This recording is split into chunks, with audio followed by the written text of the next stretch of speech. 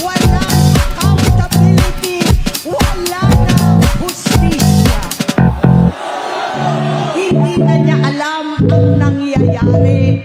Hindi na pinapaalam sa kanya ang mga pangyayari. Sinamantala ng mga ito paggamit ka ng droga. Kinangkam na nila ang kapat ng bayan, habang ang mga dating tumatawag sa amin ng magnanakaw ay nakakita ng pagkakataon sirain ang lahat. Nagagamit na nila si Bongbong para sirain si Inday. Itinutulak pa nila si Bongbong at ang bayan sa bangin para umastang tagapagligtas.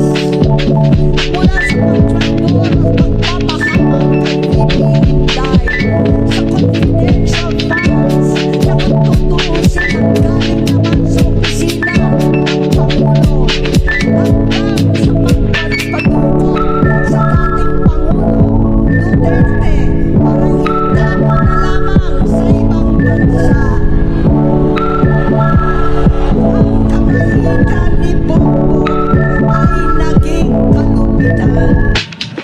Karawalan na ang pagtakwid sa kanya ng mga nasa Congress, sa Senado, mga miyembro ng kabinete. Kitang-kita na ng taong bayan, wala nang buwang ang kahihiyan. Para bang nauulit ang bangungot ng kasaysayan dinamas namin noon.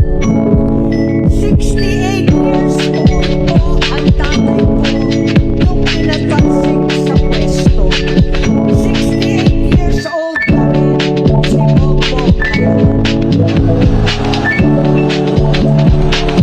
November 17 din noong 2021, nung nakumbinsi ko si Inday na magbise.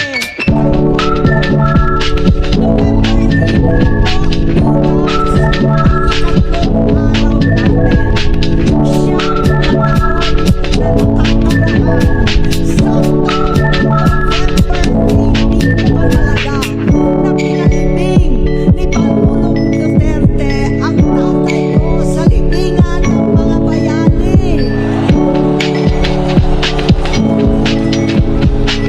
Halo-halo na ang aking nararamdaman, pero alam ko ito ang dulo at hangganan ng aking pagtitiis at pananahimik.